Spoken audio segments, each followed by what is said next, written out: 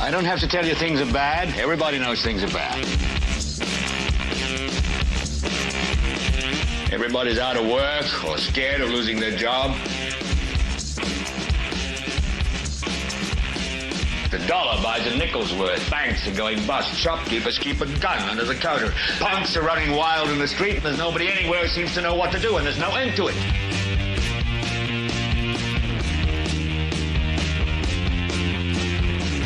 The air is unfit to breathe, and our food is unfit to eat. We sit watching our TVs while some local newscaster tells us that today we had 15 homicides and 63 violent crimes, as if that's the way it's supposed to be. We know things are bad, worse than bad. It's like everything everywhere is going crazy, so we don't go out anymore.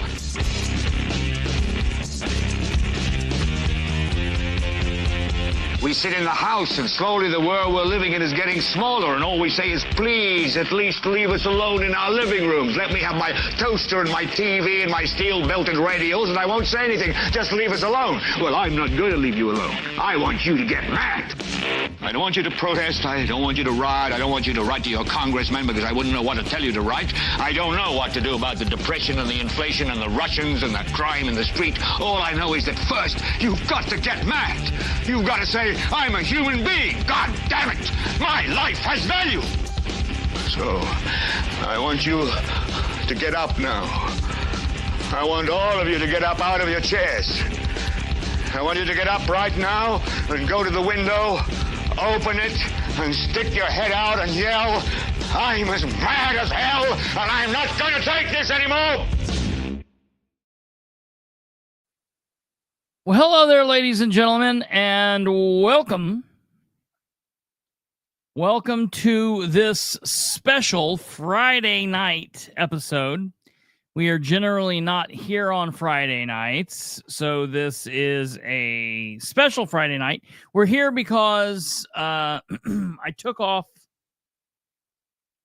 a night during the week. I think, what did we take off? Tuesday? I think we took off Tuesday. So we're here because we took Tuesday or Wednesday off. So we're here because of that. So I wanted to give you guys a full week's worth of shows. We have some content to talk about. That's probably most important. And we're just kind of going to play it by ear and see what we got. A very special Friday night episode. We don't have a whole lot to discuss, but I do have some things that I want to bring to your attention, things that we probably need to clear up and I guess just kind of review. So if you're here, thank you, whether you're here live or here via replay sometime in the future. Thank you for sharing a little bit of your time with us. We know it's valuable time, and we very much appreciate that. Producer Kate's here, making sure everything's running smoothly. Please give us a like. Smash that like button before you run out on us. So that would be fantastic. And communicate with us over here, or if you're watching in the future, communicate below. And above all else, share the show with everyone you know. That's what really helps. Okay, so here is the deal. As I told everybody last night, Joshua Kimbrell had his hearing today. And it was really strange because it was like last minute. It was very last minute. And like the victims in this situation, they were notified yesterday like between like 1 and 3, sometime around there, that they had to be at court today at 8 a.m. for the change of plea. So that was really strange. And so Danielle, Josh's ex-wife, calls me and tells me, hey, we've got court, are you going to come? I'm like, yeah, I want to be there. And I want to thank a couple viewers for attending. There were a couple other people that attended. Chris Bunner was there. And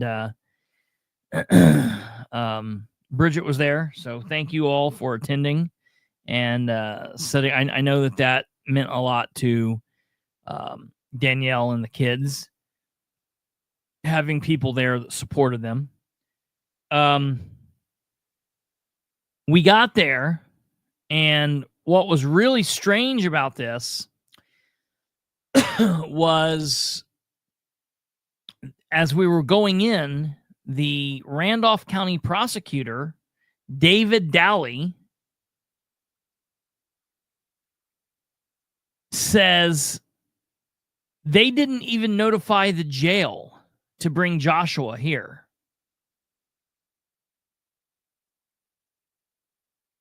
They didn't even notify the jail to bring Josh forward. And so, I think that's rather bizarre. So Josh wasn't aware that he was changing plea today. He knew that he had accepted it, but he didn't know when.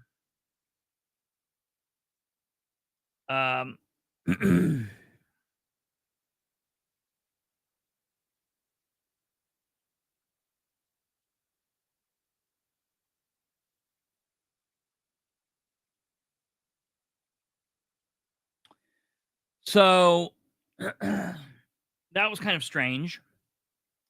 So it took a while to get Josh over to court. And then the other thing that I think was extremely strange was the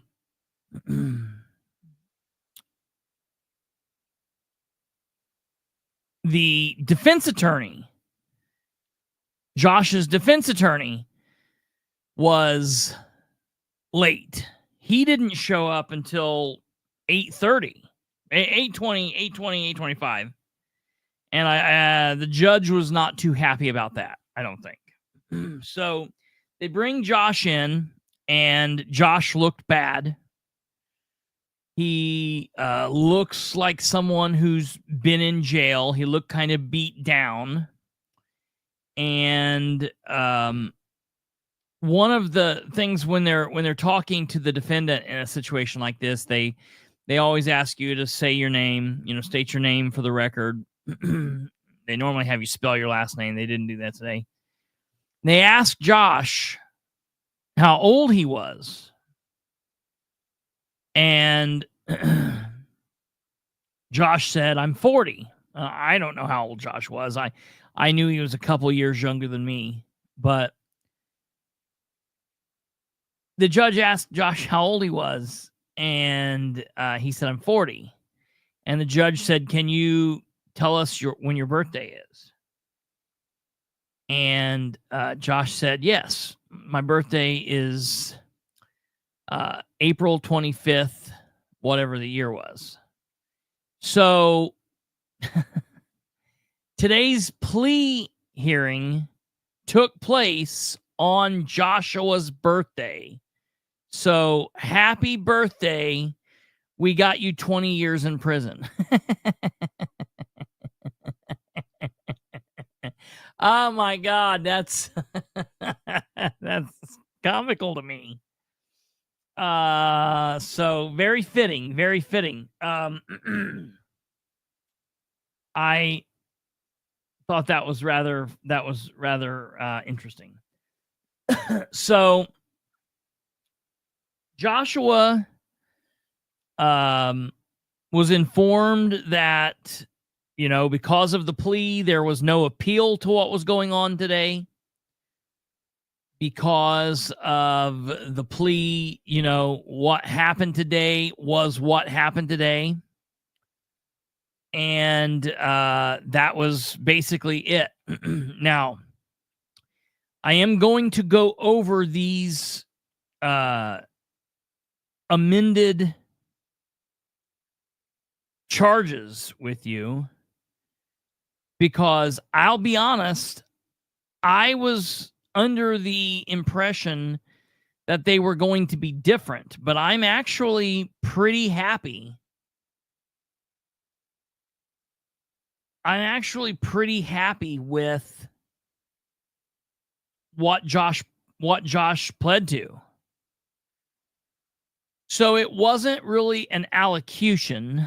An allocution is when the defendant stands before the court and gives a statement. Josh will do that on June 5th at 10:30 a.m. But he did admit, so for the record,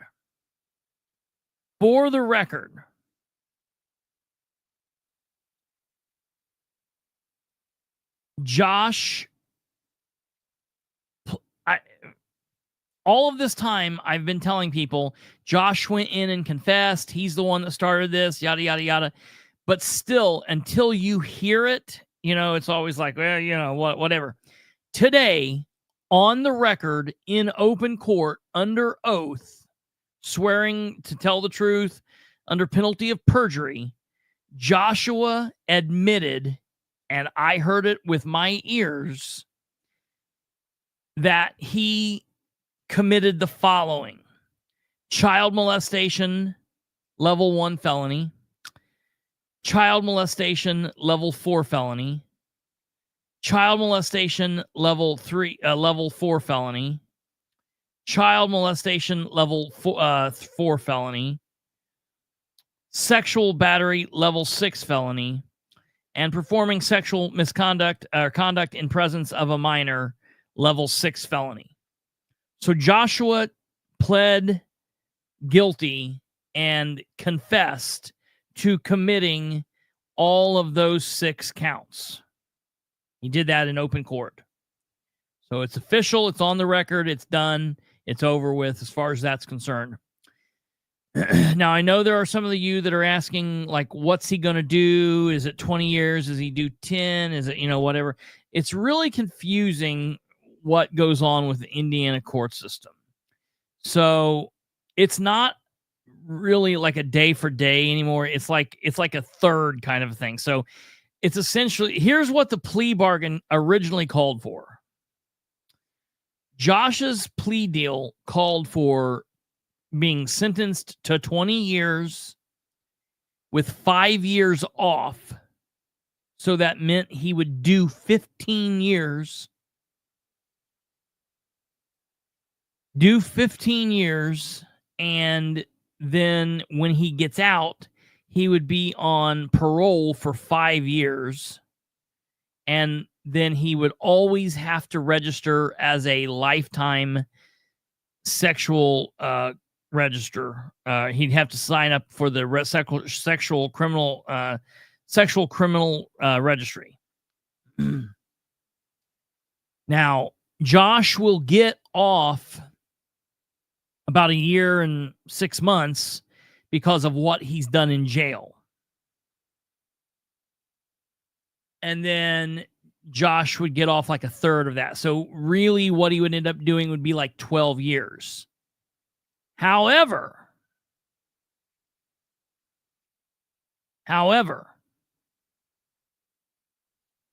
the judge advised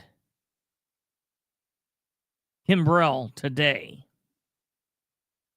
that what the minimum maximum of each count was, and he advised Kimbrell that he might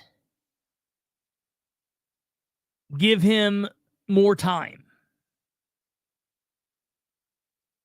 So I don't know. We'll wait and see. We'll wait and see what happens there. I don't really know, what they're going to do there, what'll go on or whatever.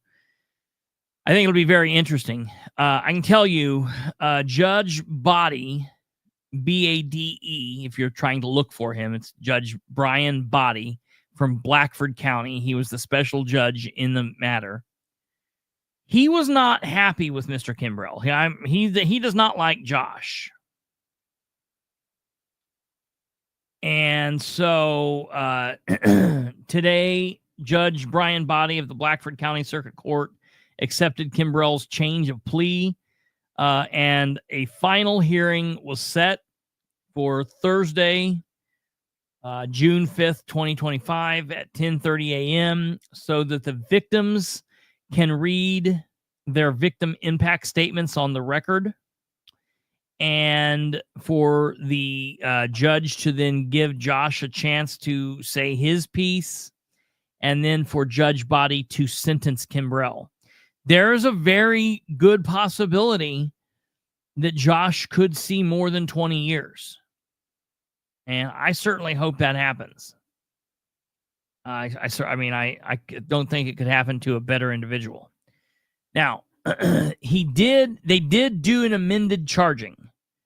So I want to show you this here and let you guys be able to see this. I posted this on my social media, as I said I would last night, but I'll show this here on the show. So here's the state of Indiana versus Joshua Kimbrell, cause number 68D as in David 01, 2401 F Frank 14. Okay, and then obviously here's the counts. Count 1, child molesting. Count 2, child molesting at a different level. There's 1 felony. Here's level 4 felony. Level 4 felony. Counts 2, 3, and 4 are all the same. Counts 5, sexual battery, level 6 felony, and then count 6, performing sexual conduct in presence of a minor, level 6 felony. And then I'm just going to put this on the screen, and you guys can read through this if you want. I'll just put this up on the screen for a moment.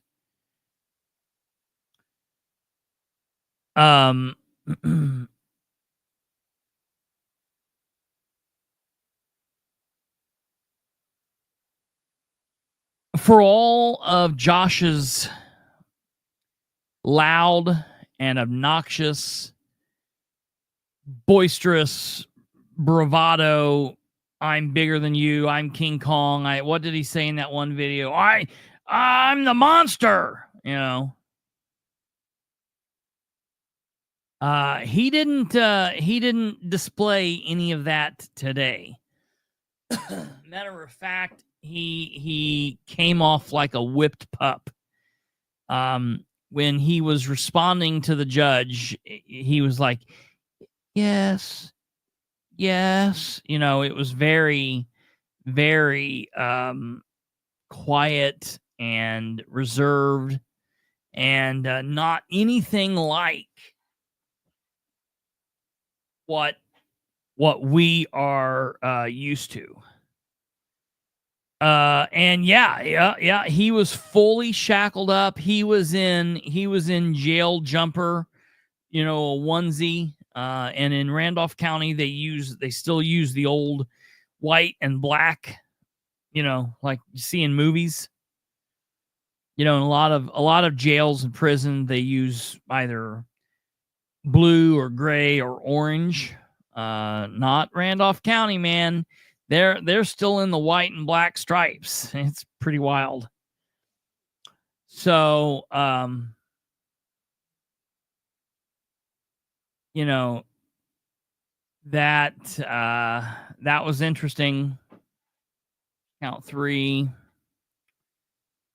And that's the thing. I mean, Josh has been kind of the big man on campus inside the Randolph County Jail. Because let's face it, the Randolph County Jail's not full of, you know, a bunch of people that are in there, you know, for theft or murder or whatever. A lot of the people that he's in jail with are also child molesters, other sexual criminals, sexual deviants, freaks, weirdos. And so they don't despise Josh. They look at him as a, you know, a bird of a feather, you know, kind of deal. And then because of Josh's status, because Josh was quote unquote civic duty, and because Josh gave it to the establishment, and because he fancies himself an ignorant lawyer, a jailhouse lawyer, he's in there giving them their information. They are all eating it up, and they see Joshua as the big man. Well, on June 5th, he will be sentenced to a prison, not jail. He will be going to the Indiana Department of Corrections, and there they won't care about civic duty. They won't care about him having some clicks and views and likes on YouTube. The only thing they will care about is the fact that Josh is a child molester.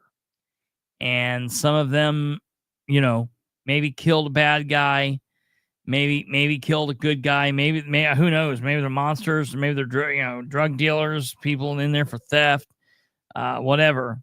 But they have children at home that they miss, and they don't take kindly to child molesters. So, that's that. There's count 5.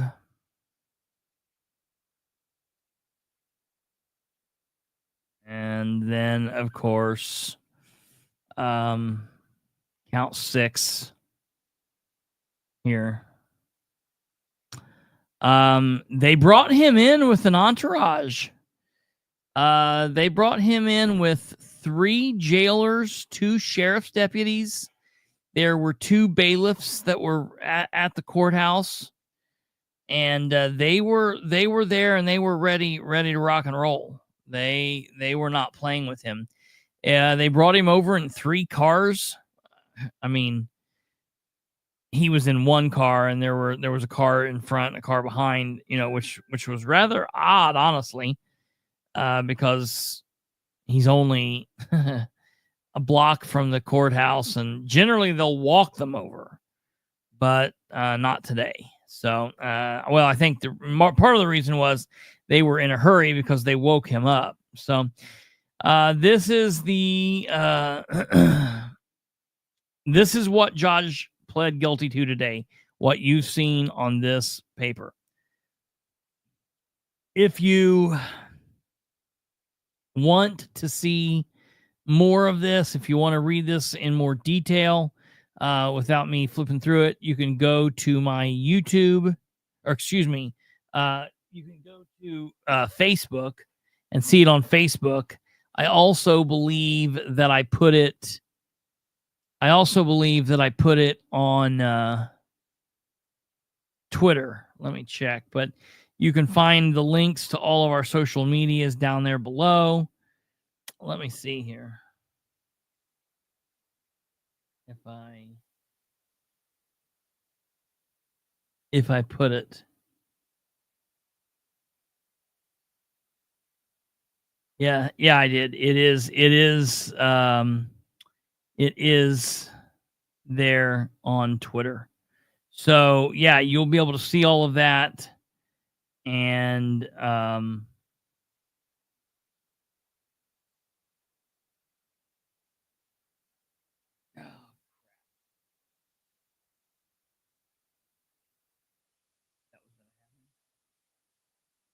you'll be able to see that there.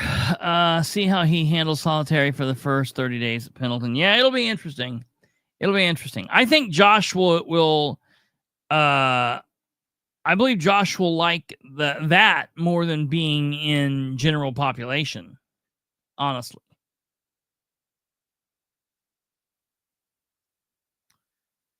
I don't know. I don't know. I might contact a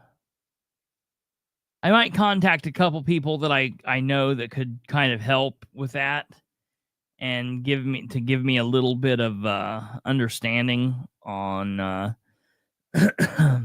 what he might be looking at. I mean, I guess it doesn't come down to the judge. What they'll do is, after he is sent, they'll send him off to RDC. So he'll go to the reception and diagnostic center, and they will evaluate him there. They will do everything that they can with him there. And after they determine, his, is he suicidal? Is he on drugs? Is he not on drugs? After they assign all of that, the RDC, the Indiana DOC RDC, will decide where he goes. So we probably won't know, because I think that RDC lasts 90 days. So we probably won't know where he goes until after his first 90 days outside of Randolph County Jail. So, yeah, absolutely. And, and I think, though, Kate, I think they're pretty used to, Josh is just another in a long line of crud balls that they deal with. He's not going to be able to pull anything over their, no wool over their eyes. They will see him coming from a mile away, and he will get everything that he everything that he's got coming. Yeah, he'll be safe at RDC, but that's where they will decide where he'll be placed. So we won't really know until after he goes there where he'll be placed. And like a bunch of people saying, a lot of pedophiles go to Newcastle. I hope that's not what happens. You know what I mean? And so, yeah, I don't know.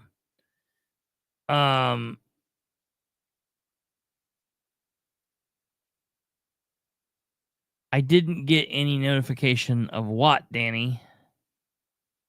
You didn't get notification of what? Of the show?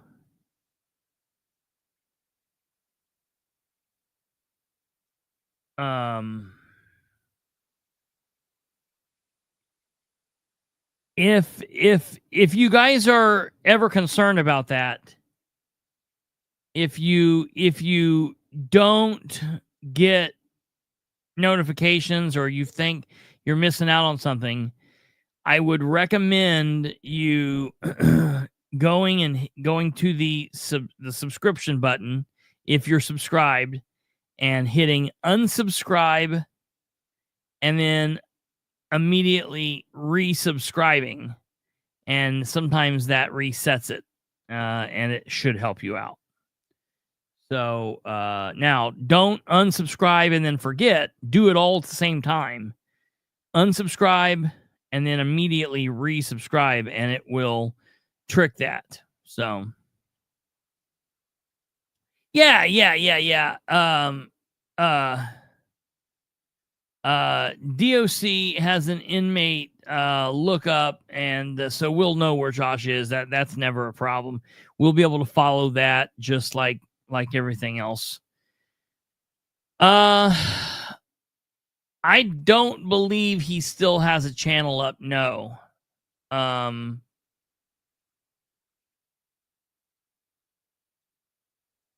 His main channel, that was the Bastards of Politics, that then he rebranded back to Civic Duty, is no longer is like let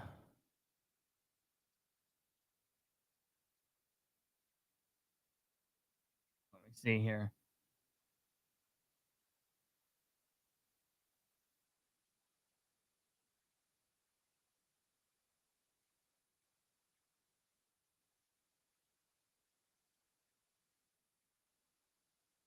I don't even know.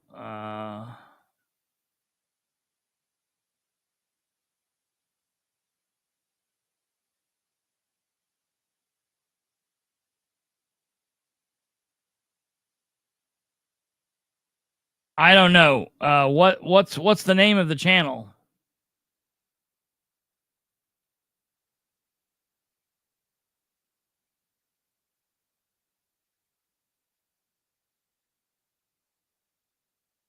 He's got a channel up called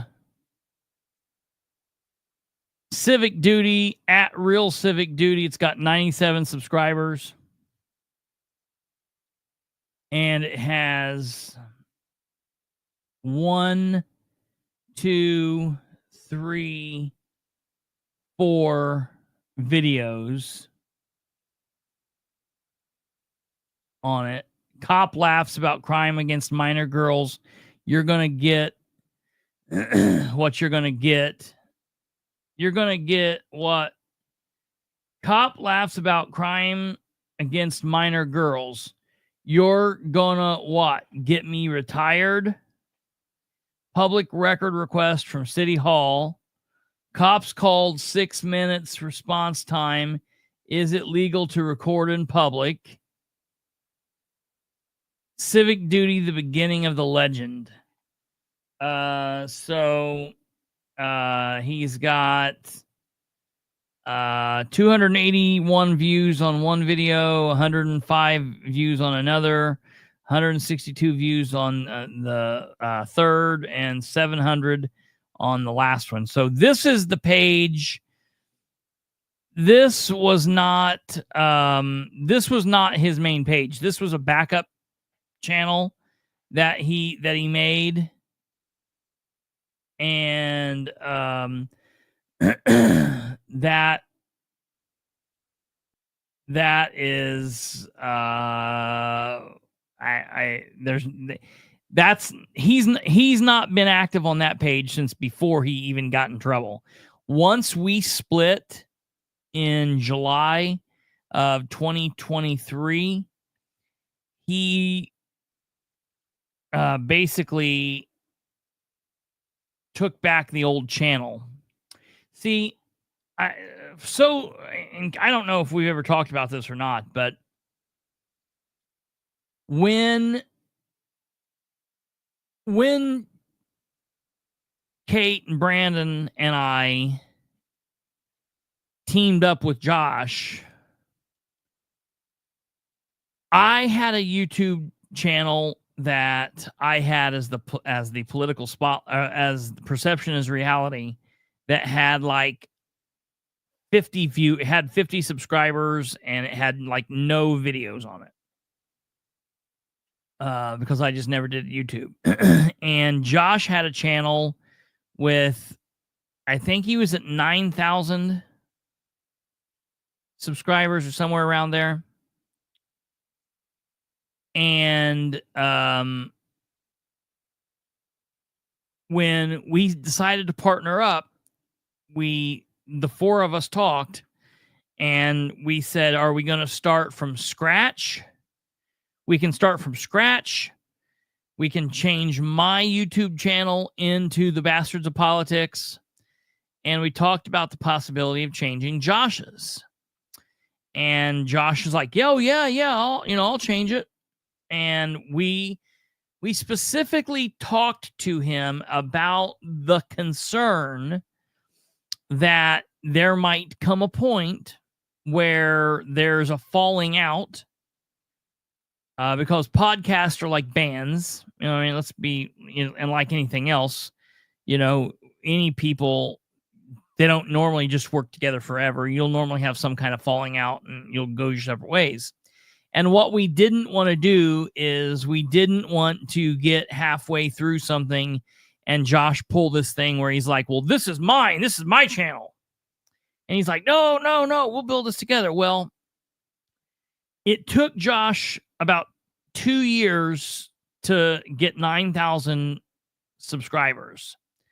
And then it took, from the time we partnered up, it took then, I don't know how long it was, November to July. So October, November, December, January, February, March, April, May, June, July. So 9 months, we almost doubled his channel, the four of us. He worked on it. Kate and Brandon and I, we all worked on it.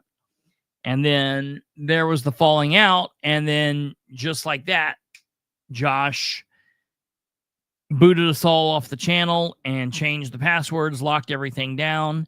and was like, this is my channel. And we're like, no, that's not how it goes, remember? And so, like, right when he did that, the three of us were like, well, no matter what, we are never going to work with him again.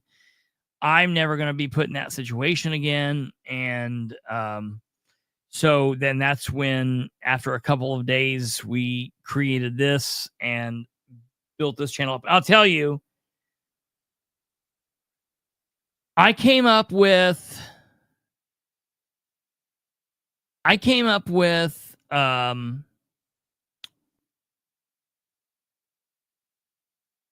perception is reality pretty quickly after Sean Byram said that to me. I was like, oh, that's going to be the name of my show. That's a really good name. I came up with that name. And then the Bastards of Politics, I came up with really quickly too. But when we... Yeah, right. When we were coming up or trying to come up with a name for this show, it was so freaking hard. I don't know why it was hard. I wanted to get something that was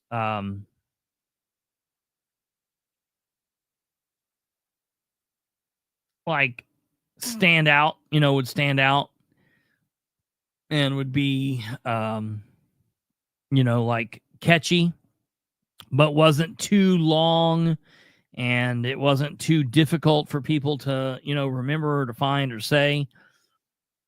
And, we just kept trying all these different things, and it, like, they were either taken or, it just didn't work. And, I'm just, my whole thing is like, in the back of my mind, I'm like, we'll just call it Bilbrey Live.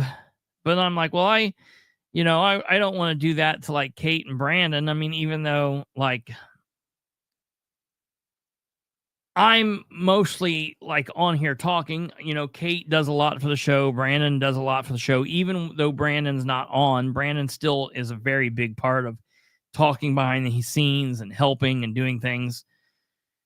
So I wanted to come up for a show, but I'm telling you, every time I come up with a show or we come up with a title of a show, instantly it's regret. Instantly it's regret. And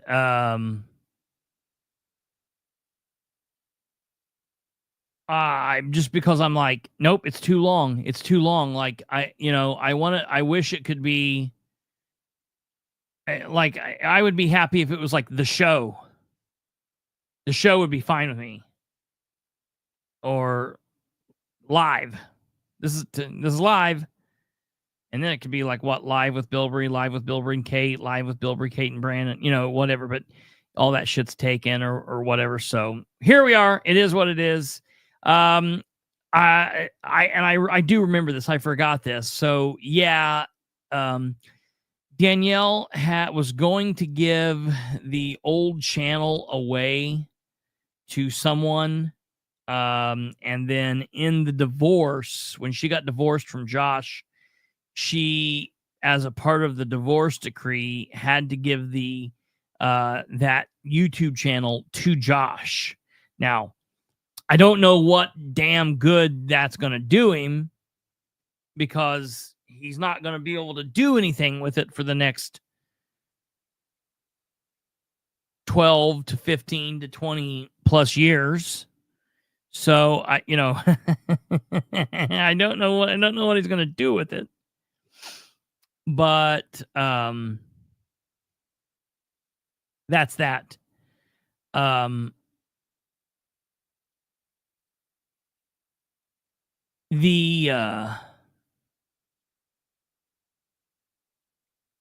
an idiot.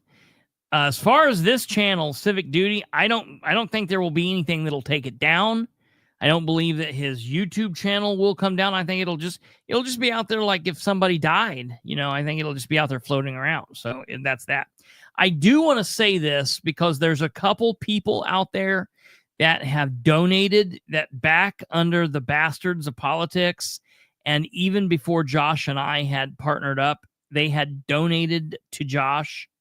Josh had some people that he was really doing a good job of milking, like, oh, I need this and I need this and I need this. And he had people that were buying him stuff, buying him cameras and buying microphones. And then when we partnered up, there were some people that were helping. There was, some people that helped buy like three mic arms, and people that bought like like microphones and just various equipment that we have. And I will tell everybody, and I'm thankful to Danielle for this, that Danielle and I worked something out, and I appreciate Danielle because she's like, look, we're not doing anything with it, and there's no reason it should just sit here and rot.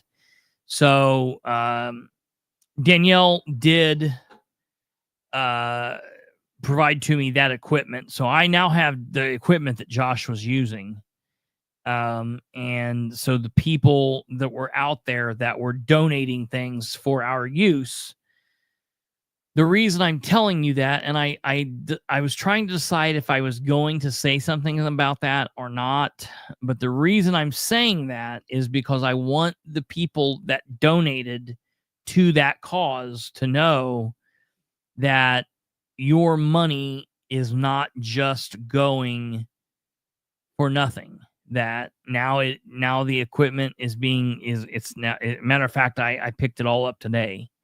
So your equipment is now going to be used, and it will be it will help improve this show, because now I have the cameras that I was talking about. I mean, just last weekend, going out and looking at getting a camera to be able to help make things better, so we don't have issues with sound and audio issues like we had. So yeah, Stumblefoot, I will tell you, I did go through everything. I wiped everything down with a bleach wipe and soapy water.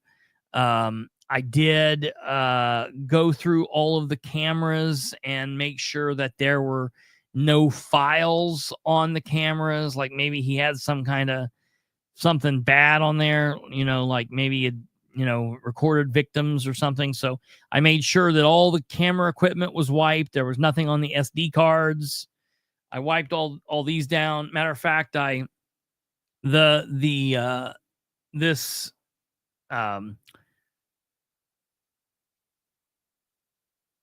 this thing here, the pop filter, and then there's a larger pop filter. I washed those and washed them. But even though I've washed them, I'm not using them. I put them up. I have extras, so I was able to take care of that. So it's going to go to good use, and everything's good. So that's that. I don't know. What do you mean, Kid Rock? That court needed. I don't know what you mean. So that's that.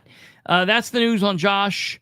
There will basically be no news on Josh until June 5th. On June 5th, we'll have some information.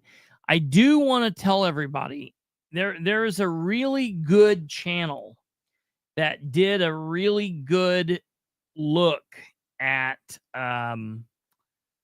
Josh and everything that went on. Now, it's not been updated. There was. I get what you're saying now. Yeah, there was nothing on there. So if had there been, I would have definitely turned it over.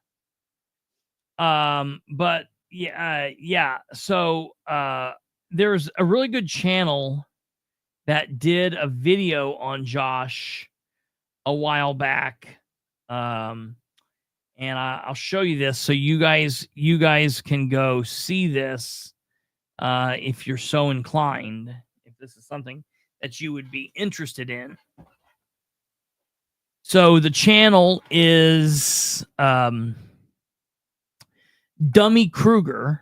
Now, a lot of people that probably like this and are into the whole auditor and First Amendment thing, you're more than likely not going to like this guy's content. However, you don't have to watch all of his content. If you click on Dummy Kruger on YouTube and you click on videos and you scroll down, scroll, you will see about a year ago, he put out a audio or video called Auditor Gets a $1 million Bond After Being Forced to Turn Himself in the Civic Duty Story. So I'm not a big fan of the Dummy Kruger either. However, he did do a really good job of covering kind of the rise and fall of Joshua Kimbrell. I did message him and I let him know kind of where we were. And I mean, he kind of dives into it really good. He talks about all the little battles Josh had. Kimbrell and Maccabee goes over Josh and City Hall. Nope. He goes over his battles with all these people. Kimbrell versus City Council. Shit about your 3 minutes in my judge ordered him to be arrested. All of this stuff. Josh and the jail. Number 1 on there, Judge Arnett. How the f are you a judge? It's a fool. I don't need to, you're big bad. You're big bad. Kimbrell versus court staff. We're gonna attempt it. He has yours. There's not a lot of information for right there. now. I'm just going to tell you the factual information as when I release the information, and then he's got Josh's information, charging information, and so he's got that on there. So if you're interested, go check that out. I mean, I thought it was done pretty well. So it's worth the view if that's something that you're interested in. So all right, that's that. Next update on Josh on June 5th. And yeah, like Stumblefoot said, the next big story really out of Winchester will be what happens with Louis. If or when something ever happens with Louis, I'm not really sure. And unfortunately, I think that there will be issues. I think there will be issues that we'll probably talk about concerning Kim Dowling. And boy, oh boy, I knew I was pissed off about Dowling being put on the bench in Randolph County to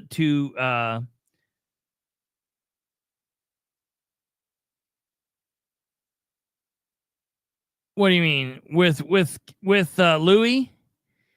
What do I mean? If anything, I mean, if anything happens with him, the last update on Lewis was, let's see here. Let me see when the last update on Lewis was.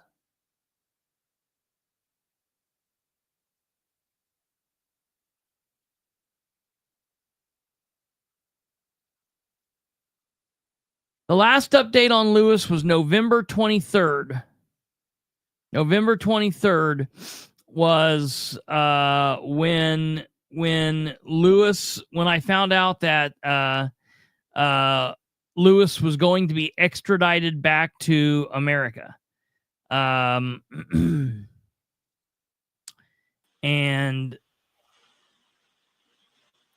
wasn't there something in January on my case as well? Well, they requested a change of where he would be sent to. Nothing. Yeah, I mean, I never heard anything more about that. No one ever told me anything about that. I couldn't find anything out about it. And everyone I've ever talked to has said he will be sent to Randolph County, and Right. that's never Well, changed. So that was denied anyway, I believe. yeah, whatever his case. request was. Yeah. And I don't know exactly what that request was about, but I know that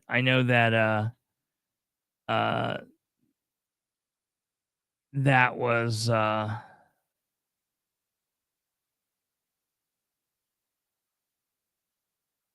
me see here. I know that was I know that if or when Louis comes back, he'll be going to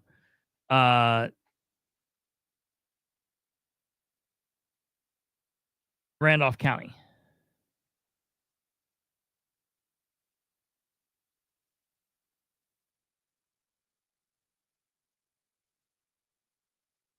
So yeah, okay, yeah.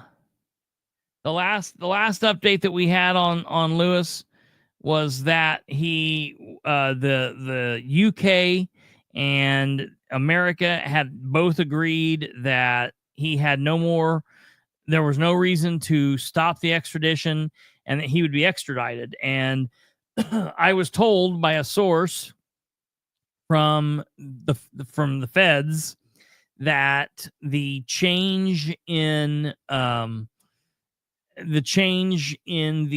administration, the presidential administration, might delay the extradition by a little bit, but they said it wouldn't be long.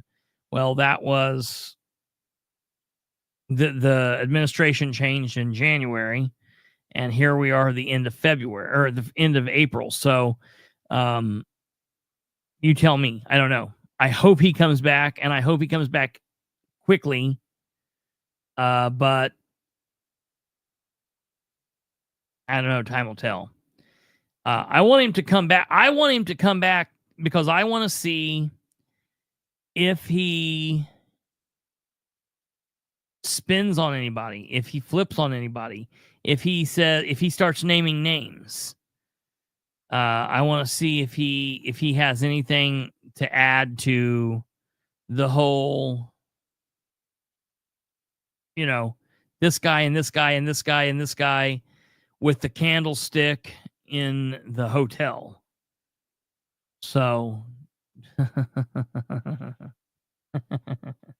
I thought that'd get a smile from Kate.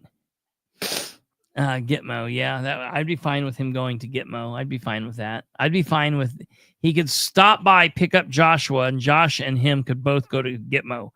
I would be perfectly fine with that. Larry Plank, that's a real good that's a really good individual to talk about as well. Now, I'm going to tell you, listen, all that stuff's getting ready to come up. But I'm very concerned. I'm very concerned with how and what might come down with what's getting ready to happen in Randolph County. I made a post late last night, early this morning, that was just a breaking news. Randolph County, Indiana. To everyone living in Randolph County, Indiana, prepare yourselves because starting Monday, April 28th, 2025, former Delaware County Circuit Court 2 Judge Kim Dowling will be taking over the bench of the Randolph County Superior Court as Judge Pro Tem for Judge Dale Arnett, who will be taking a leave of absence starting Sunday, April 27th, 2025. This is terrible news for the criminal justice system in Randolph County. It's terrible news. It's terrible news for victims. It's terrible news for victims. It's terrible news it's just terrible news for everybody. Dowling and her husband are absolute outright down and out freaks. I mean, that's just the only way I can say it. They currently openly hang out with convicted felons, even though they're both supposed to be officers of the court. Now, I want to explain myself there. Just because someone is a felon does not make them a bad person, does not make them someone that, you shouldn't be friends with. There are some of the best people in the world are felons, and some of the best people and worst people in the world are preachers who are slick, clean living with no issue, So I am not making any kind of statement on people and, criminals and this or that. I'm just saying the fact that Kim Dowling, as an officer of the court of the highest level, it's not like she's just an attorney. It's not like she's a defense attorney. It's not like she's a prosecutor. As a judge, she openly hung out with an elected public servant from Delaware County who was charged with 40-some felonies for basically bilking the taxpayers, not doing what he was supposed to do, and getting over on taxpayers. This man was removed from office, was convicted of this felony, and they openly have him out at things. And I just think that that is a bad look for a judge. I just think that that's not a good... I don't think that that is a good look for the judge, for a judge. That's that. Hell, who knows? Case. Listen, that would not surprise me, Casey. That would not surprise me one bit. Besides that one person, John Doerr. Besides that, as a judge, Dowling routinely sided with the most vilest of criminals in Delaware County. She routinely would fight to cut short sentences for serious criminal acts, the kind of charges that change lives, forever. Example: murders, crimes of sexual, people that commit crimes of sexual nature, and drug dealing. And I don't just mean a little bit of marijuana here or there, a little bit of, whatever. I mean things that would result in people's death, okay? As a judge, Dowling, Dowling was up for re-election in 2024 in Delaware County. She lost that election to Andrew Ramirez, which was a step in the right direction for Delaware County's criminal justice system. During her last year on the bench, Dowling ordered a man released from prison, even though that man and his two friends had murdered a man in 1991 by beating him severely, stabbing him 47 times, tossing his body in a river, and attempting to crush his body under heavy machinery that was dumped out at the river. The defendant was then initially sentenced to 141 years in prison. After a couple of different appeals and other legal issues, the 141 years had been reduced to 88 years, but that's still a life sentence. However, Dowling didn't think that was right, so only after serving 31 years in prison, Dowling worked to free that man. As a reminder, the reason the man and his two friends killed the gentleman that they did in the brutal manner that they did was because they were killing him because Satan told them to. They were killing him for Satan, and because, in their words, quote unquote, he was a queer. So,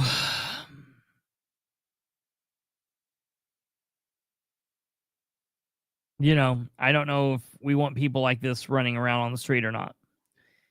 Dowling figured that monster needed to be among those of us on the outside, and she worked to have that done.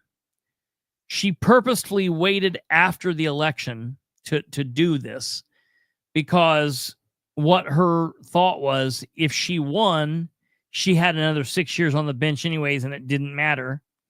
No one could do anything about it. Or if she lost, screw it, might as well do it. I've lost anyways. And that's what she did. After losing the race because of how she had behaved, she still continued with that. That was one of her last actions as a judge.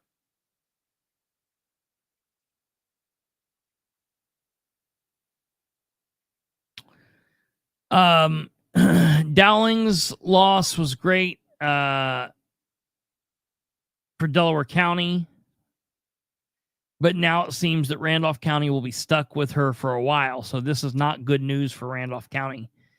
Be mindful. I mean, this might make a difference on how people file lawsuits and how people file for divorce and how people go back and do different things under this. I surely hope that she's not in any way in charge of the Larry Plank criminal case. I mean, this is just not a good thing all the way around.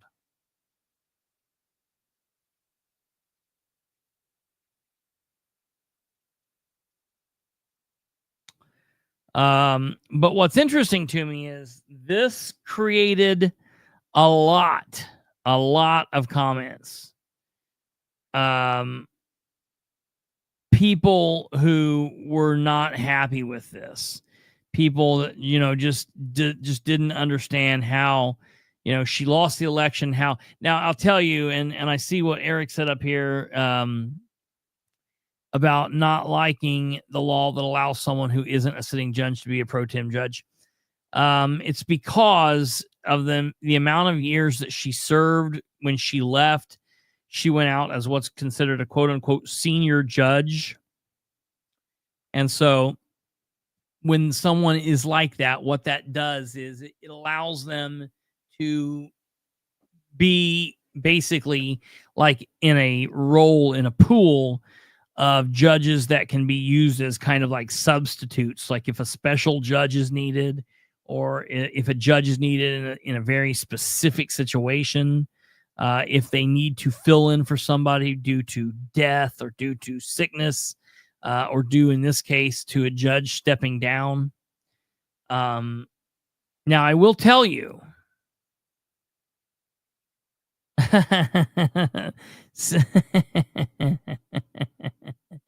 she's not older. She's still fairly young, so I don't know that she but maybe who knows.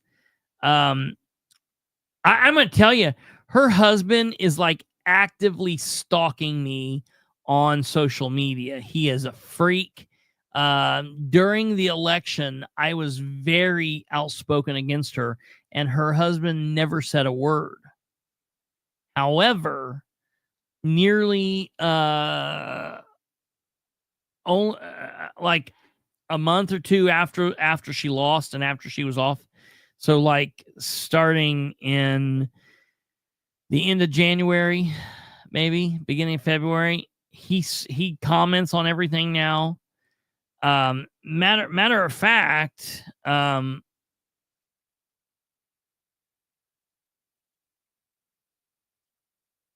he commented on last night's video where I first talked about her, and he commented, see if I can find it. I don't know. I might not be able to because I've had so many comments. He commented and said, "Hello, Snowflake." I'm like, what? Hello? So he's very strange. And look, matter of fact, I feel uncomfortable around the man, and I'm just going to publicly say, and maybe if he hears this, hopefully he hears this. I've got no business with you, and you've got no business with me. Okay, none of the Dowlings. I have no business with the Dowlings before the Dowlings. I have no legal interaction. I will have no legal interaction in Superior Court. And matter of fact, Dowling, Ralph Dowling, is like an ogre. He's like 9 foot tall and about 900 pounds. And so he's a pretty big dude. And I just feel the way that he's come off on social media, I feel like he's unhinged. And I just want to be very clear to him and to everyone else out there that I will take him coming up to me to be a threat. So just FYI, Ralph, if you're out there, I will never come up to you. I've got no reason to speak to you. I'll do whatever I can to go left, right, backward, center, forward, away from you. I'm just telling you, do the exact same thing. There's no need for you to come up and talk to me. There's no need for you to approach me in a crowd or one-on-one.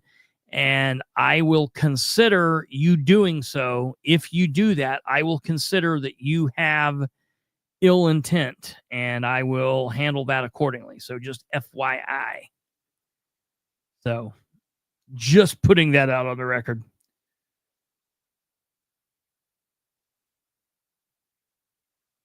He's a weirdo. I just don't want him to be around me. You know, you gotta keep a paper trail. Let's see. What else? What else are we gonna talk about? David.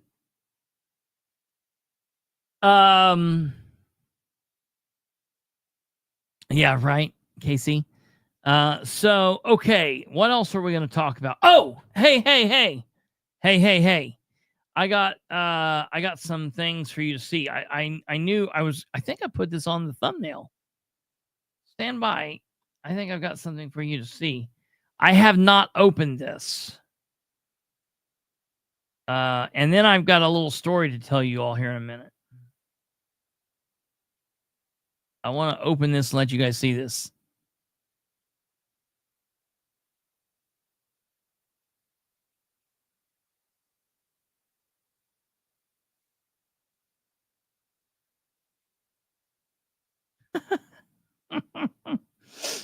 Okay, give me a second here. I don't know what you guys are saying. You guys are freaks. All right, let me look here what I've got for you. So, after the Henry County Sheriff's romp through southern Henry County, Hancock County, and Marion County, after their little deal there, I sent record requests to Joel Harvey, the attorney for Henry County. And my first record request I sent on Friday, April 18th at 2 a.m.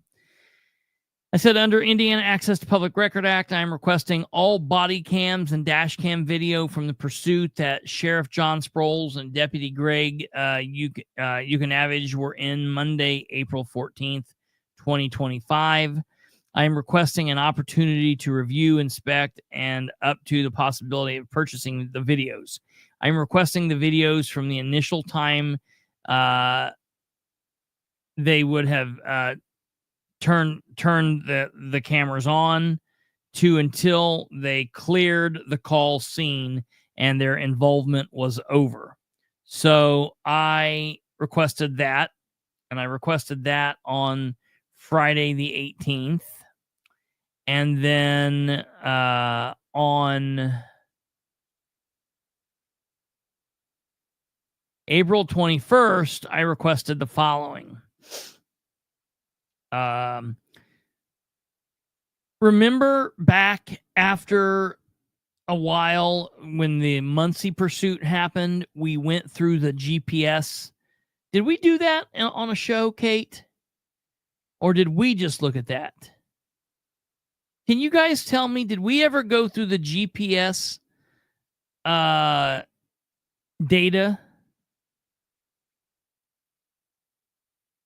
on a live show? I don't think we did. I think just Kate and I did that.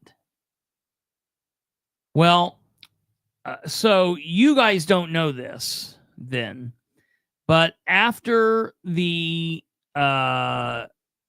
pursuit where the rookie got on the pursuit going northbound on 3 and came into Muncie and it ended up killing the guy, I requested all of the GPS data and all of that. And the reason I did that was because there was a thought that John Sproles was notified of the pursuit earlier than what they were saying, and that he was on route to Muncie without letting radio know. So we got the GPS footage, and we found out that in fact was not the truth. So whoever had told us that information, it wasn't the truth, and we worked that out. Well, it dawned on me, wait a minute. We got that footage. That's easy. I can get that data again. So on the 21st, I filed the following record request. County Attorney Harvey, Sheriff Sproles, Chief Deputy Sheriff Smith. Under Indiana Public Access Record Act, I am requesting an opportunity to inspect or obtain copies of the following public records relating to the following.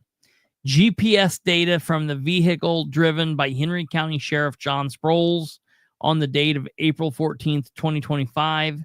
And I was requesting the GPS data from 8:30 p.m. up and through 1 a.m. on April 15th. I also am requesting the GPS data from the vehicle driven by Corporal Greg Yukonavage from the date of April 14th, 2025 from 8:30 p.m. up and through 1 a.m. on April 15th. I also am requesting all text logs, all call logs, and all GPS data, as well as any and all pictures or texts sent between Sheriff Sproles and Corporal Yukonavage from their work and or personal phones as it related to the pursuit that they were in on Monday, April 14th, between the hours of 9 p.m. and 11:59 p.m. The requested information is in the public's interest and will contribute significantly to the public's understanding of how the Henry County Sheriff's Department and elected Sheriff John Sproles operates. So I requested that. And I was kind of surprised that I had not received back any correspondence from Joel Harvey. And then today, actually yesterday, rather, I received the following. And I'm going to put this up here, and I'm going to read this with you guys for the first time. I've never seen this before. Let me know if we're going to be pissed together. Mr. Bilbrey, this will acknowledge your receipt of your request under Access Public Record Act dated April 18th and April 21st, 2025. With respect to the request dated April 18th, please be advised that there are no dash cam videos of the incident referred in your request. In addition, Sheriff Sproles was not wearing a body-worn camera during the incident referenced in your request. Oh, I wonder why he wasn't wearing a body camera. Oh, it's because he wasn't wearing a uniform. No kidding. At this time, the Sheriff's Department has elected to withhold the body-worn camera recording from the camera worn by Deputy Yukonavage pursuant to Indiana Code bullshit and point C, as an investigation remains ongoing and related to the incident described in your request. Listen to me. Listen to me. I don't care if it takes 30 years. When this investigation is closed, I will fight you guys to the death of us all for that body camera footage, because I know it ain't going to look pretty. And I'm just letting them know you might be able to hide right now under the investigation clause, but one of these days you won't be able to, and we will have a chat then. All right, moving on. With respect to your request dated April 21st, 2025, The Sheriff's Department is reviewing your request and attempting to locate the responsive records. I anticipate that the responsive records can be located and reviewed, and further response can be provided within the next 10 to 14 days. Thank you, Joel Harvey. Well, thank you, Mr. Harvey. I'm so happy for this. So, in short order, we'll be looking through the GPS data on their cars and such. And that, my friends, will tell a very interesting thing. No, Karen, yeah, there is. In the state of Indiana, they can withhold police reports that would, or police reports or other investigative information that would otherwise be public knowledge can be temporarily withheld while an investigation is currently underway, as to not divulge information or to not hurt the chances of having the police have a successful investigation, or not tampering, not tampering with, but not, I guess, prejudicing the jury pool with seeing the information before it would go to a jury. So they can withhold that temporarily, but it's just temporarily. There will come a day, and that day will happen to, well, I don't know if I agree with you. I don't believe that public record is in the Constitution. I don't think that there's anything that specifically, I don't think public record request is in the Constitution. So I don't know what you'd be referring to there, but I mean, this is what they're doing. What they're doing here is perfectly fine. And it's been upheld by courts, and it's I'm perfectly fine with it and understand it. But the good thing to it is it's only for a short period of time. There will come a point where the investigation will be closed, and once the investigation is closed, they will then have to provide it. So I'm not worried about this. I mean, in my opinion, this is this. Well, this isn't Muncie. What are you talking about, Stumblefoot? You guys are confusing the hell out of me. This is Henry County I'm talking about. Not public record. It's the fact that people must know truth is told. Okay. Well, that's why you tune in and listen to the truth being told here. Yeah. Well, I mean, we'll have that information. I'm not worried about it. I'm perfectly fine. In my opinion, this is a very good request. This is a very good response. We'll have the GPS data. Listen, the GPS data will tell us every bit as much as the video will, because the body camera, okay,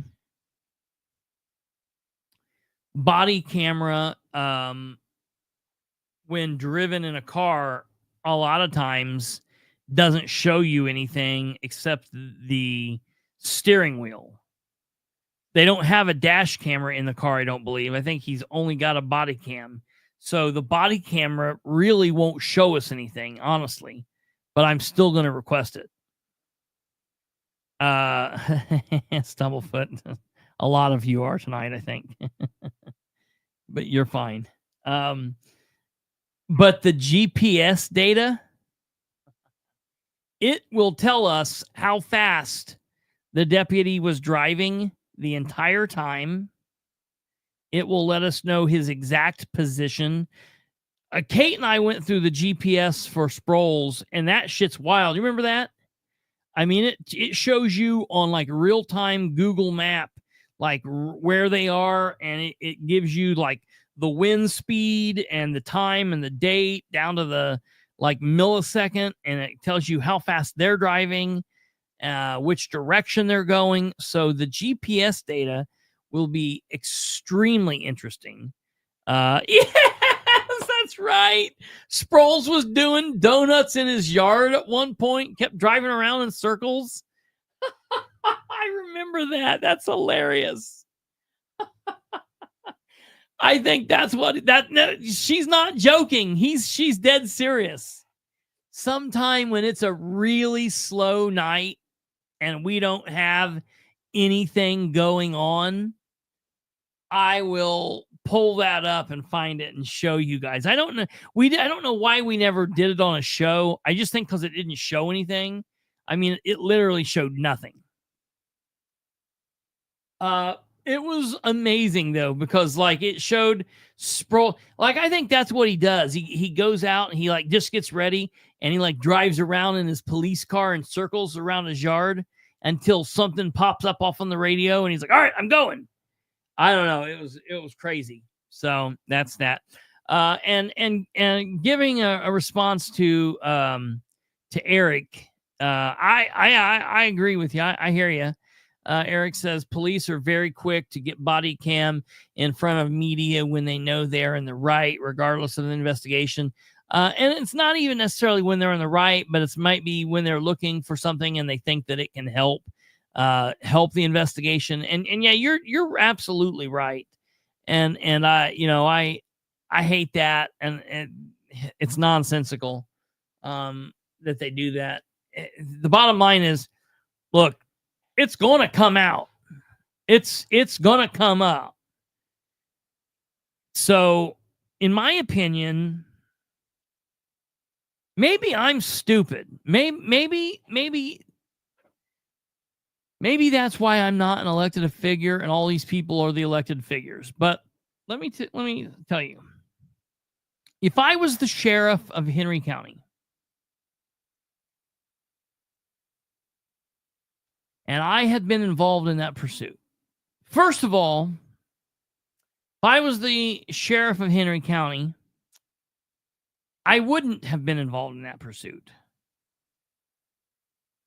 If I was the sheriff of Henry County, and let's say for the sake of argument, I was in the exact same situation John Sproles was.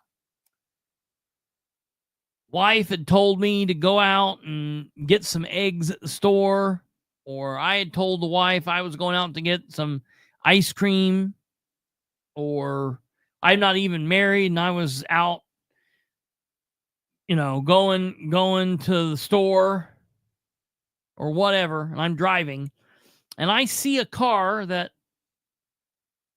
I'm like, listen, and I want to be clear. I'm not saying that it's wrong for Sproles to even say that car looks suspicious. All cops do it. It's wrong for Sproles to try to pull the car over because it looks suspicious.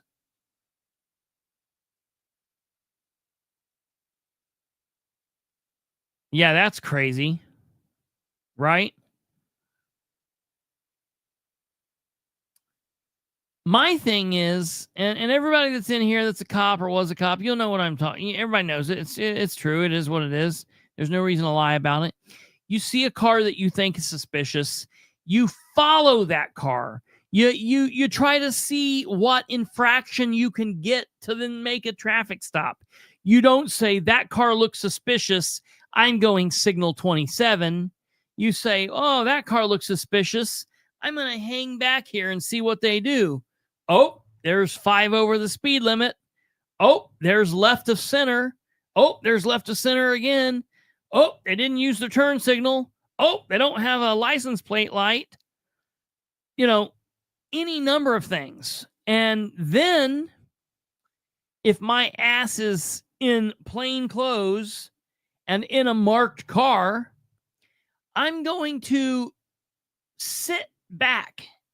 I'm going to get on the radio and I'm going to say, hey, any units south, on 3 south, can you start my way and let them know where I'm at? And then when that marked unit gets up to me, you know what I'm going to do? I would more than likely pull out around that Durango. I would pass that Durango. I would then pull in front of that Durango.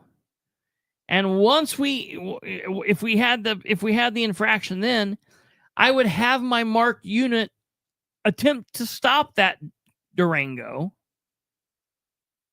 And then we'd be in a situation where maybe I'd be able to stop them from taking off right then.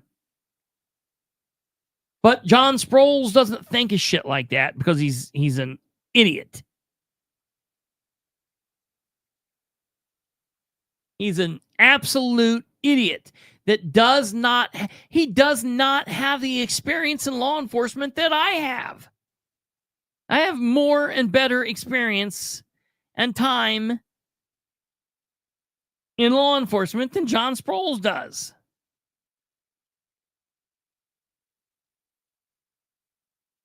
Yeah, right. Sproles wants to be a hero. That's exactly right.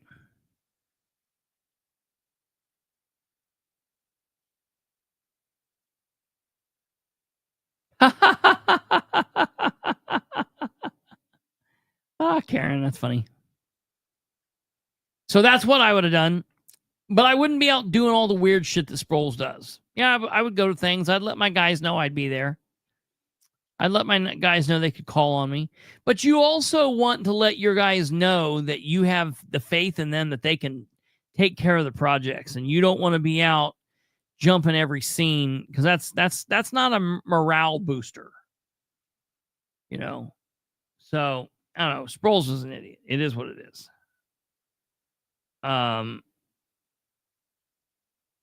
That's right, Alva. Someone said something here that I want to see.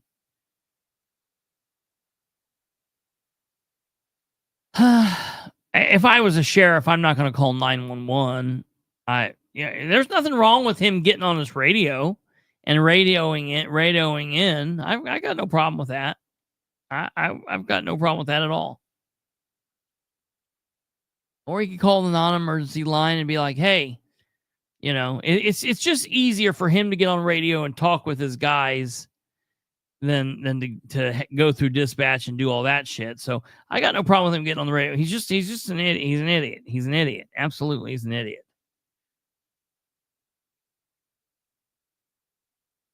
But man, I think I was going somewhere else before I got into that. What I would do if I was Sproles.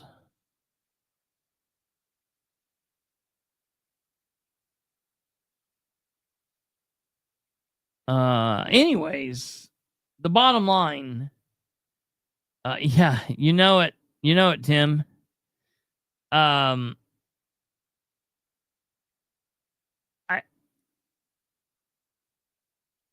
think the body cam. Oh, if I was Sproles, after I was involved in something like that, we were involved in that, and I was involved. Say it happened during the day while I was working, and I'm in full uniform. Let's say I'm in full uniform in a marked car. Okay. If I'm in full uniform in a marked car and I tried pulling over a car, first of all, if I'm sheriff, I'm not going to be out making traffic stops. That's just not going to happen. You know, there's not a reason to do it.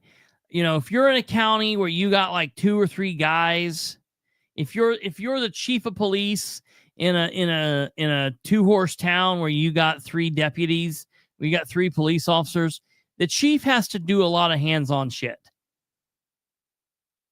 And I know Henry County's a small county, you know, compared to Delaware or Madison or Marion or Hancock even, but they're not that small. He doesn't need to be out making traffic stops. But let's just say for the shits and giggles that I'm the sheriff during the day. I'm in a fully marked police car and I'm in uniform and I'm going to pull over this car, not for being suspicious, but because it was suspicious, I started watching it. And because I started watching it, I noticed it touched the line 4 times. and it came way over one of those times. And then it started speeding a little bit. And I try to pull that car over, and it runs on me. All right?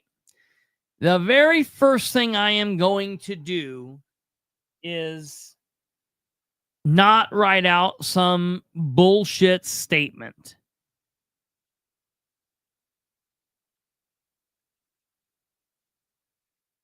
Ejac.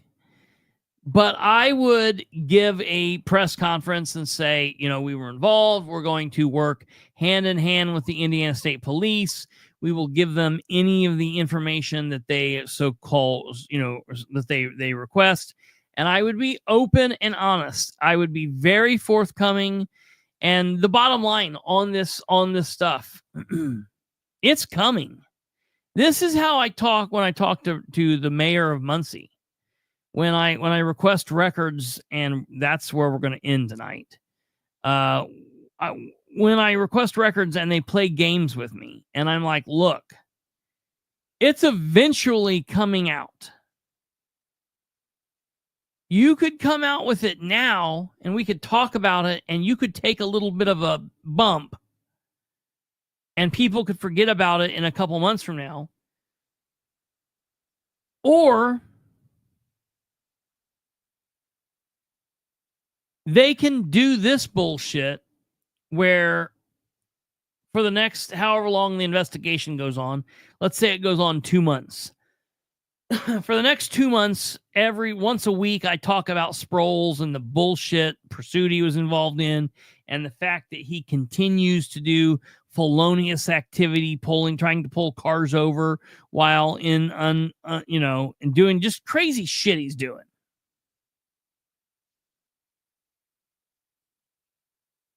And I bring this up, and I'm a pain in his ass for the next 2 months.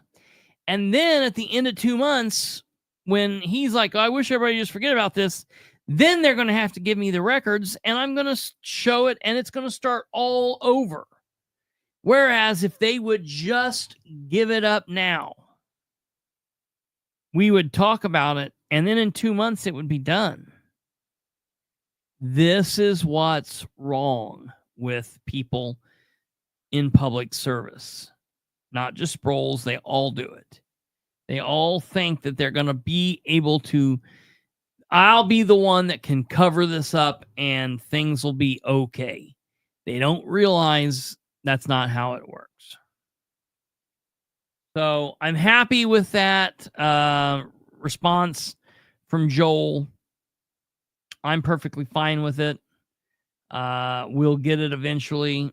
The GPS data, in my opinion, that's a big win. I'm happier about that than anything else. So it is what it is. Okay. Lastly, I want to talk about some strangeness that occurred, I guess, last night and today. Are you okay with me talking about this? You want me to talk about this or no? I can't see. I don't have my glasses on. Hold on. Do it again. Okay. So last night while we were on the air, Kate performed a record request for the city of Muncie. Typed in a record request for the city of Muncie. And what she requested was, we were talking about Adam Leach, and she requested his invoices and his progress reports. And she filled this out on the city of Muncie's request form that they have put forward. And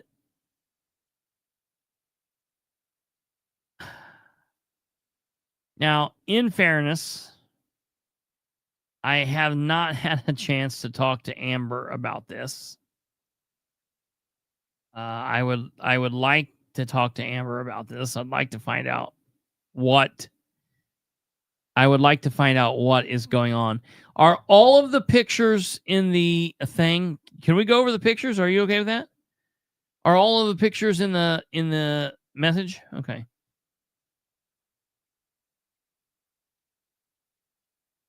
Let me scroll back to the pictures that we're looking at here. Okay, so the first picture you guys won't have. I'll show you what it is here. I can show you what it is right here.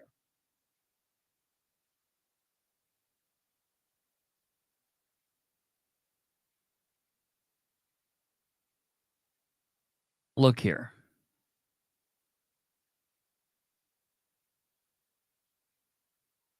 Action Center.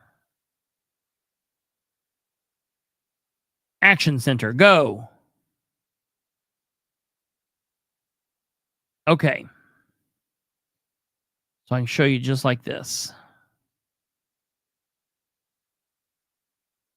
So last night, while we were talking about the nonsense with Adam Leach, Kate went to this page, request for public documents, City of Muncie, contact information. She typed in last night's date. She typed in her name. Did you type in the political spotlight or did you leave that blank? She left it blank. So she put her name. She left the requester. See, you should have put the political spotlight in there. And then I always use the City of Muncie's address, like their physical address at City Hall, which is 300 High Street. Whatever. Then put in her number, and then she requested that information. So that's what she used.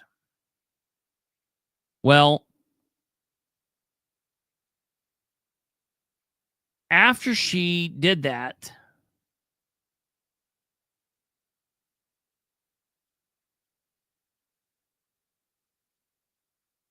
today, Kate received the following response from the City of Muncie.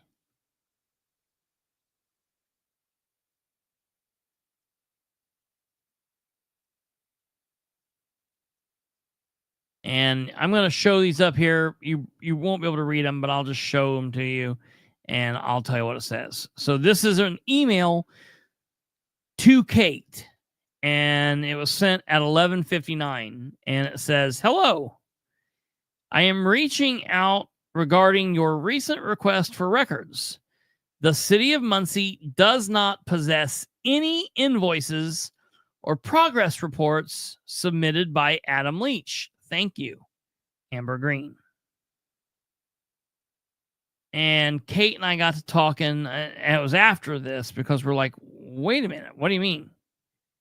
He doesn't get paid? He doesn't turn in invoices? So the first thing we thought was, well, he doesn't turn in invoices. Oh my God, are they paying him like a full-time employee, even though he is actually a contract employee? So Kate sends back a follow-up email. And the follow-up email is as follows. She sent this at 1:30. Hello. Hi, Amber. I appreciate the information. Could you please then tell me how Mr. Leach is compensated for his work and any or all payments that have been made to Mr. Leach from November of 2024 to the present? I would like to know the amounts of any payments as well as what funds they were paid from. Best, Kate Thornburg. And that caused the following response. Hi, Kate. Mr. Leach is compensated by his employer, which is not the City of Muncie. There have been no payments from the City of Muncie to Mr. Leach from November of 2024 to present. What?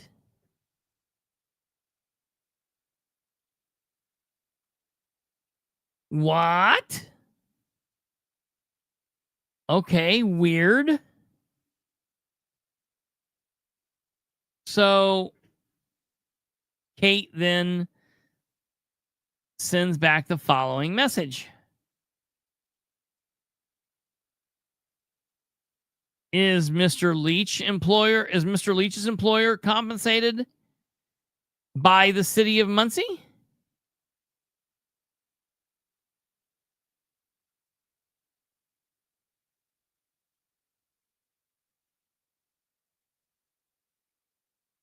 Okay.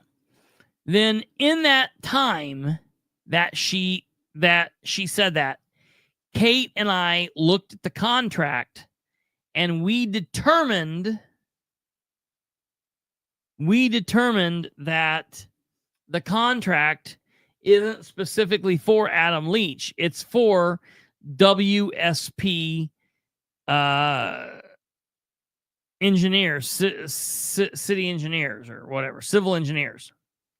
So Kate fired back another quick email that says, I want payments made to WSP USA for the time frame in question, including progress reports and invoices, please. To which Amber sends the following response. Can you please submit that as a formal request?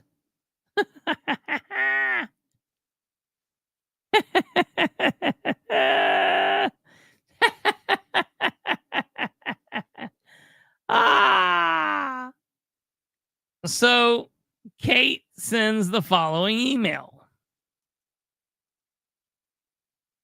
Are you kidding? Are you kidding? Okay, fine. I would like to request between November 2024 and April 2025 any and all records, including but not limited to invoices, progress reports, and payments made to WSP USA for any work they or any of their employees may have performed. Thank you. So Kate put it in like a formal request. Okay, let's see what the response is.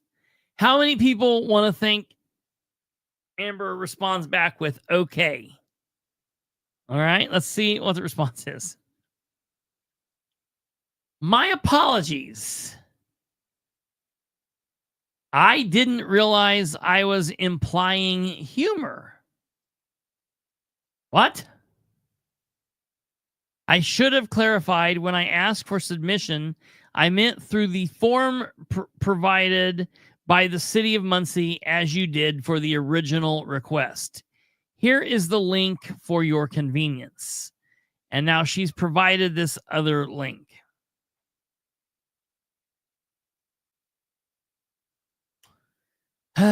So Kate sent back the following.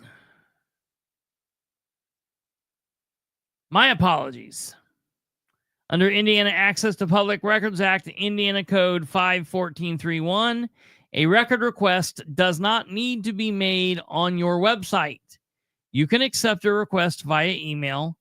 If you could please provide the records I requested, I would be most appreciative. Who thinks that Amber responds with okay?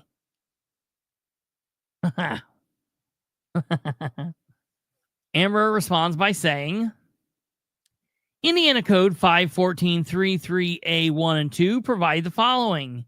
Now listen, this is important. A request for inspection or copying must 1. Identify with reasonable particularity the record being requested, and 2. B. At the discretion of the agency in writing on or in form provided by the agency. Now, I saw this. Kate sent this to me, and I'm looking at this, and I'm like, wait a minute.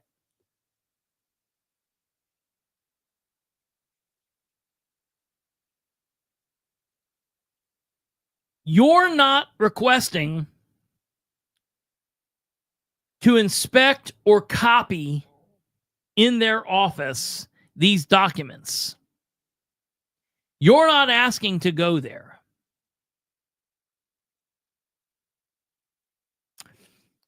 All right. Amber says, as stated on our website, the form is provided by the city of Muncie, the agency. It is for the benefit of the requester and myself that all requests come through that form submission, as it provides an easy searchable platform and secondary path of storage as opposed to email. Thank you for your cooperation in this matter. Kate sends back the following message. Well, I sent this to Kate first. Any person may inspect and copy the public records of any public agency during regular business hours of the agency. Kate is not asking to do that. A request for inspection or copying must be at the discretion of the agency in writing. So Kate's not asking for this.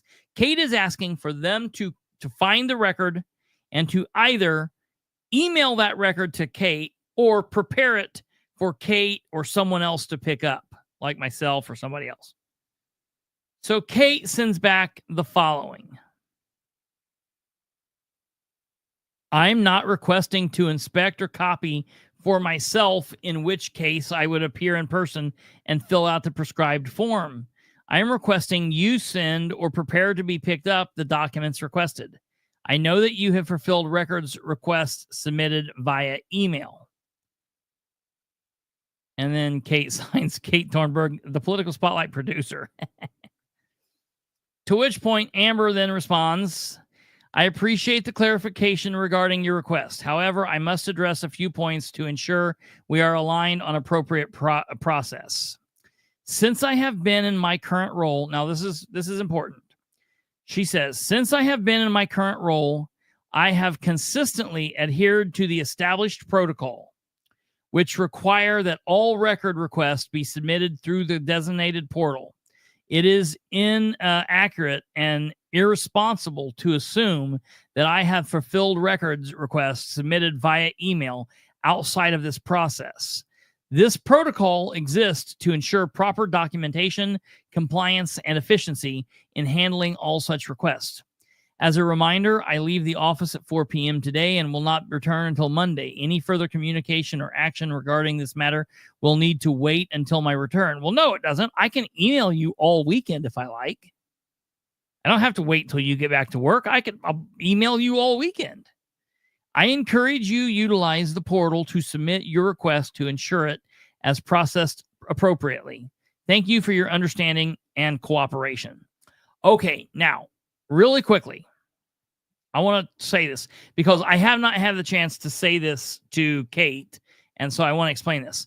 Kate is not wrong. See, so this is a situation where it would be okay if the city of Muncie just understood where Kate was coming from and wasn't necessarily just trying to make a fight here.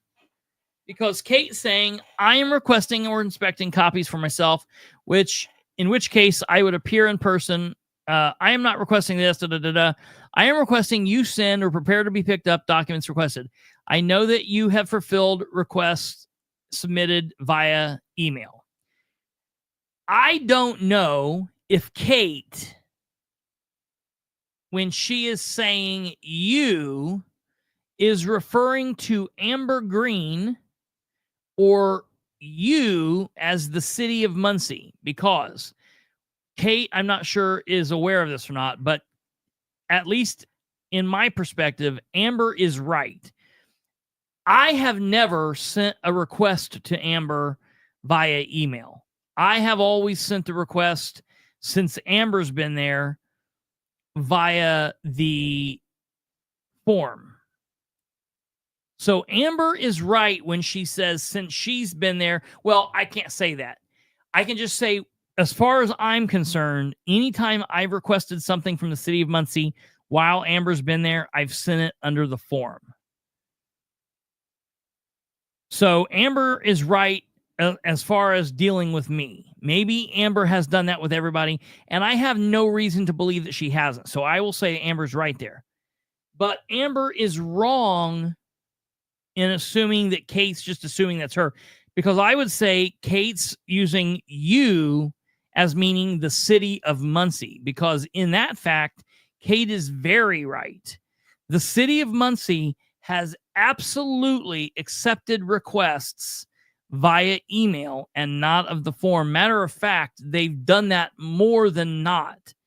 And the reason they've done that more than not is because I had this very same battle with Nancy Lindell and Micah Wilson, because I was running into problems where first the portal didn't give you a confirmation code.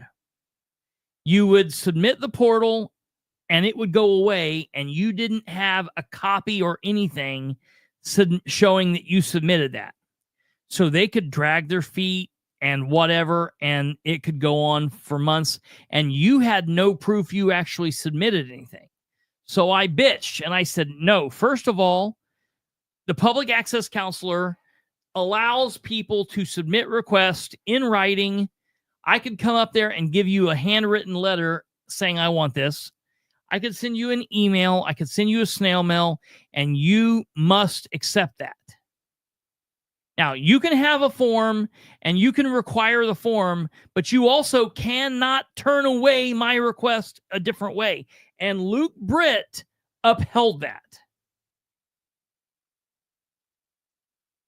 Okay. So thank God, me pushing, I actually got the city of Muncie to rework their system, and now their portal gives you a confirmation number. However, I still did not like that, because while the confirmation number is cool, it still doesn't log with your request. Whereas an email, if I send an email in, I have a paper trail of what date, what time, and who I sent it to, and exactly what I have requested. Now, when you're a person that only sends in one record request in your life, maybe it doesn't matter. But when you're someone that was working with or for the media and you send in multiple requests, sometimes 5, 6, 7, 10, 20 in a month, it's good to have that paper trail. So I always sent requests to the city of Muncie in email form, and maybe they then put that in their form, or I don't know what they did. Nancy Music was an investigator in the prosecutor's office. Nancy Lindell, excuse me.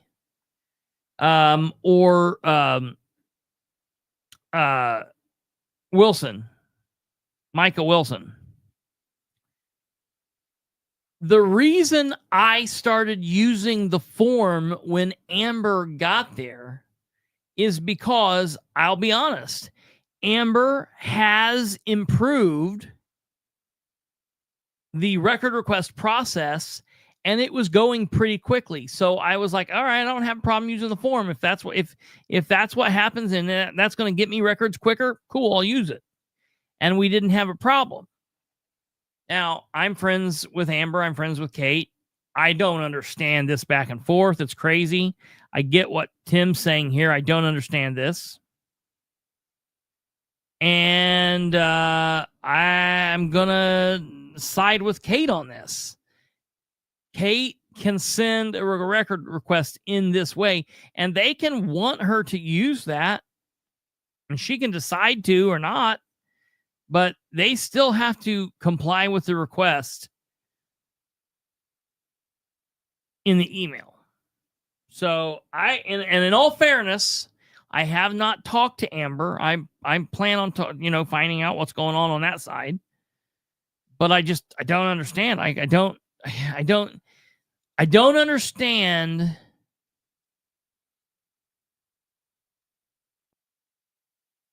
why we're not meeting the public where they are. That should be the role of public servants. Yeah. Number one. Hey, see you, Alva. Number one. The same request with single name change. Yeah, right. Yeah. Right. It's the same thing. They know what's going on. Amber is a hired defensive end. That's right. Treaty Word says they don't want to make your life any easier. That's right. I mean, like, I don't like, there's no need in all that. You know, there's really no need in all that. So Kate sent this thing back, to which Amber responded in saying the thing, I appreciate the cooperation, at 3:58, to which Kate responded with nothing. That's not Kate.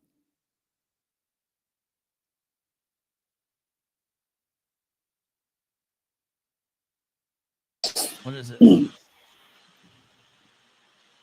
I did not respond. Okay, you did not respond. I did not respond because by that point in time, everything that I was writing involved a lot of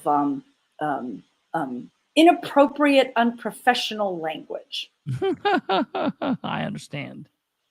So I don't know what's going on. I think it's crazy. And I didn't get a chance to say, so there's a bit of confusion, like, because I get why you said what you said, because you know that I have. The city has fulfilled requests via email.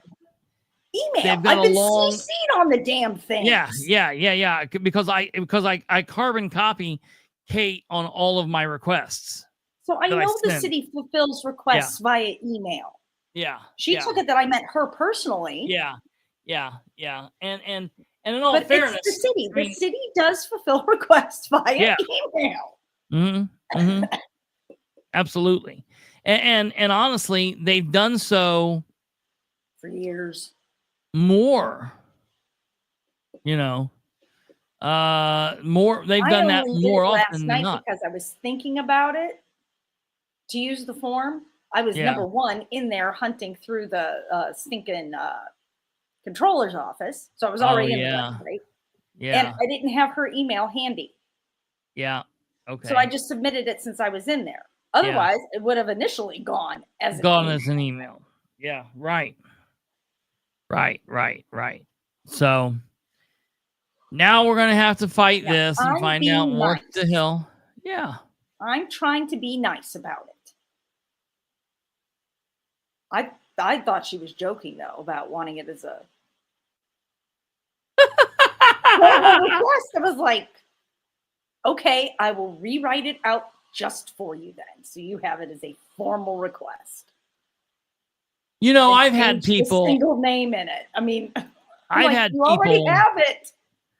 I've had people that I've been talking to, like on the phone, who I'm like friends with as sources, and like they are a counselor or a commissioner, and they're like, hey, you need to request A, B, and C. And I'm like, okay. And they're like, hey, can you send me a formal request? And I'm like, sure, I'll do that. So I get off and I'm like, I need you, doing that very thing. And the reason they request that is because then they can show people like, hey, I got this formal request from Bilbrey. And it's not like they're just telling, not me emailing, be like, hey, don't forget to give me those records, Dick. Like they have not blowing their cover, basically. So it's almost like she's like, can you do that in a formal thing? And you're like, okay. So then you type it out formally, and she's like, no, in one of our forms. And it's like, are you kidding? Just use the same form I put out and white out Adam Leach and put in WSP. It's 3 letters. Yeah, I changed the name. Same date, same information I want. Well, I'm going to tell you, they're going to have money paid to them, but they're not going to have those forms that they should. And when they don't, that's going to be a problem because it's in the contract. I know. I don't understand the stink.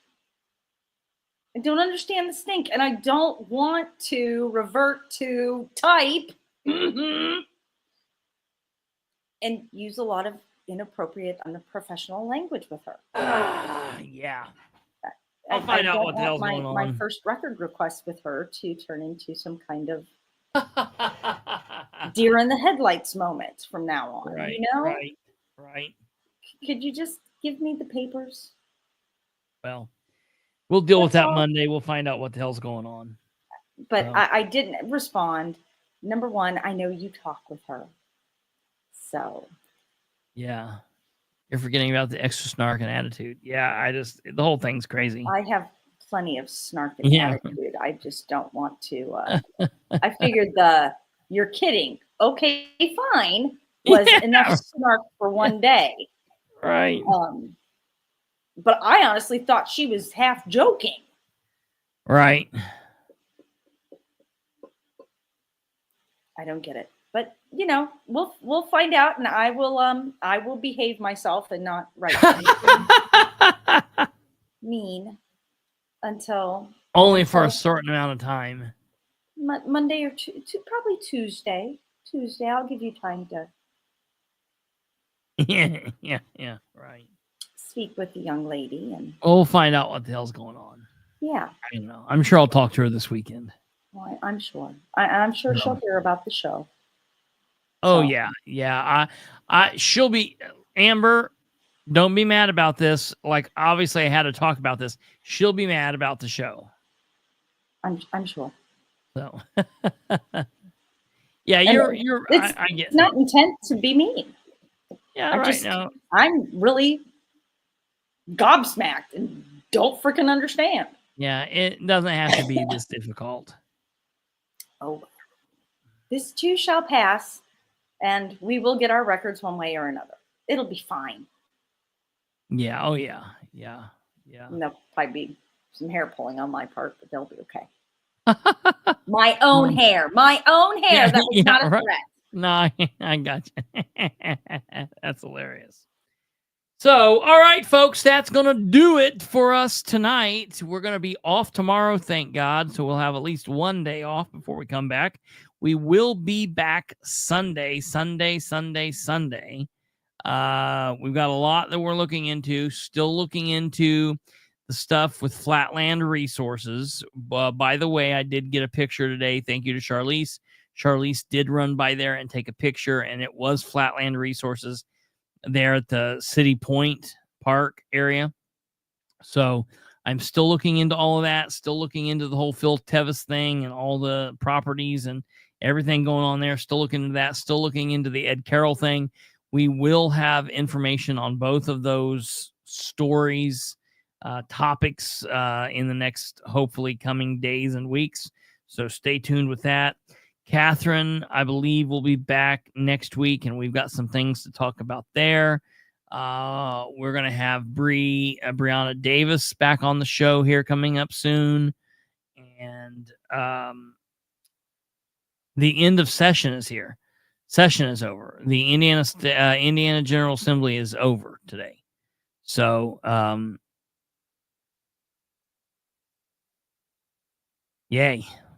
We'll keep you posted on all of that. So you guys have a wonderful weekend. Have a great Saturday. I don't know what the weather's supposed to do tomorrow. I don't know if it's supposed to be nice. I don't know if it's supposed to be rainy. The rain's been ridiculous this afternoon and evening. It's insane. It is what it is, but I can't wait to start getting nice and getting out there and walking. I'm gonna start hitting that again real hard here in the next day or so, whenever it clears up. So you guys enjoy your weekend. Have a great Saturday. Have a great Saturday night. God bless each and every one of you. Take care. And we'll see you back here Sunday night at 9 p.m. As always, God willing, you guys take care, and we'll see you very soon. Goodbye.